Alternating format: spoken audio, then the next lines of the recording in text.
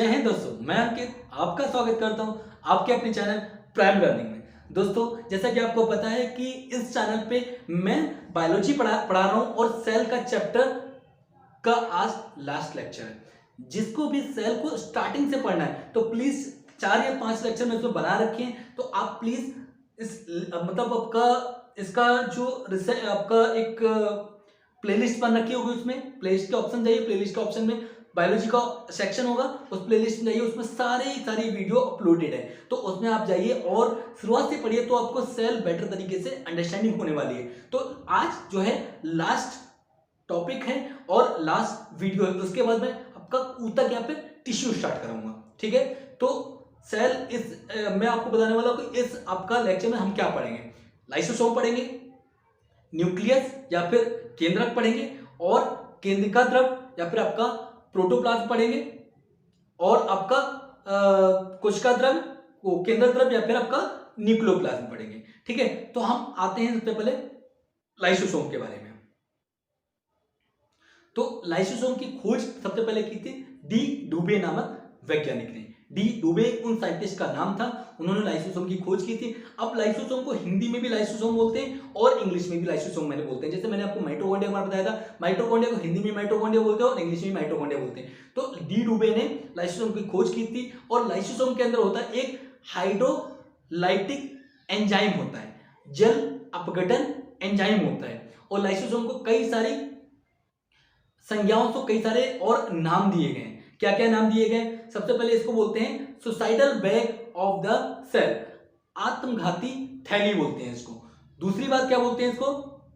Atom bomb बोलते हैं, atom bomb of the कोशिका बोलते हैं, मतलब आपका कोशिका का परमाणु बम बोलते हैं। और उसके बाद विनाशक of the destroyer of the cell बोलते हैं, फिर सेल का विनाशक या फिर कोशिका का विनाशक बोलते हैं, क्योंकि ऑब्जेक्टिव टाइप क्वेश्चन आ जाते हैं इसमें। 9-10 के बच्चों के लिए आ जाते हैं, और आपका जो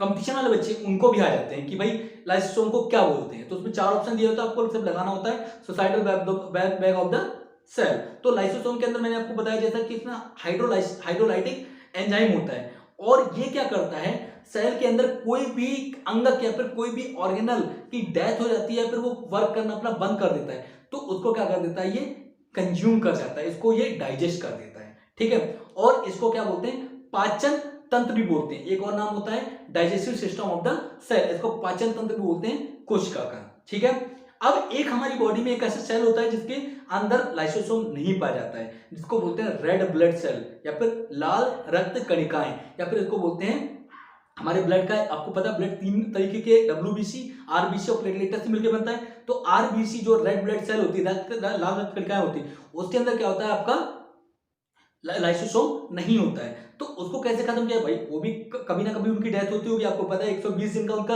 लाइफ टेन्योर होता है, और 120 दिन के अंदर उनकी डेथ हो जाती है।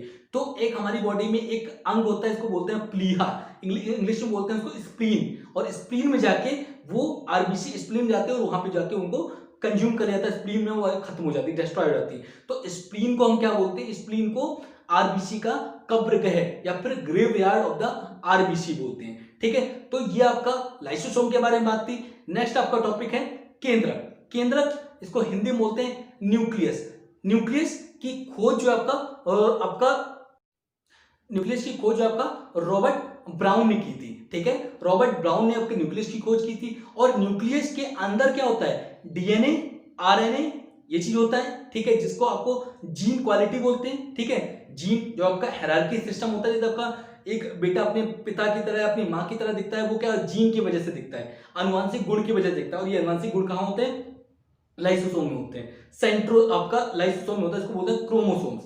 ठीक है, क्रोमोसोम्स जिसको बोलते हैं गुणसूत्र हिंदी में। ठीक है, ये आपका न्यूक्लियस के अंदर ही पाए जाते हैं। और ये क्रोमोसोम एक जेली टाइप, मतलब एक लिक्विड टाइप के, एक द्रव्य टाइप के मतलब मटेरियल पे तैरा करते हैं। उस द्रव्य टाइप के मटेरियल को बोलते हैं न्यूक्लियोप्लाज्म, इसको बोलते हैं कोशिका आपका केंद्रक द्रव्य। ठीक है, और सिंपल सी बात है, आपका केंद्रक का मेन काम ये है कि वो हायरार्की जो आपका आनुवंशिक गुण होता है उसको कंटेन करता है। किसकी फॉर्म में?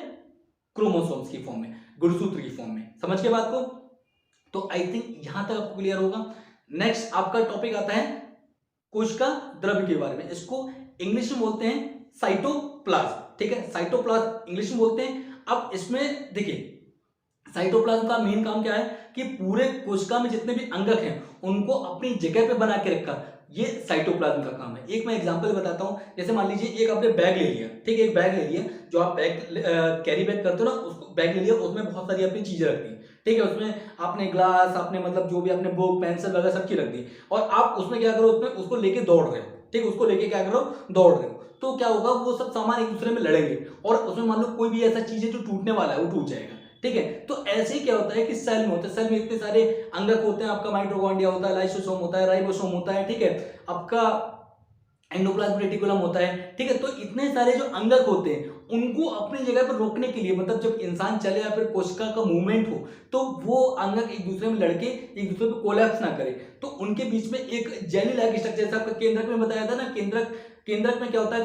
क्रोमोसोम एक जेली लाइक स्ट्रक्चर में क्या होता है, तैरते रहते हैं। तो ऐसे ही कोशिका द्रव्य भी क्या होता है कि जितने भी अंगक होते हैं उनको अपनी जगह पे रोक के रखता है, ठीक है। जैसे उस बैग में अगर मैं उन सारी चीजों के बीच में रुई भर दूं, ठीक है, रुई भर दूं या फिर कुछ भी भर दूं, तो क्या होगा कि वो चीजें सारी अपनी जगह रुकी रहेंगी और आवाज भी नहीं करेंगी। तो ऐसे क्या होता है, कोशिका द्रव्य क्या होता है, हर एक अंगक के बीच में भरा होता है, ठीक है। एक लिक्विड टाइप का स्ट्रक्चर होता है, लिक्विड होता है, सिंपल सी बात है, द्रव होता है, ठीक है।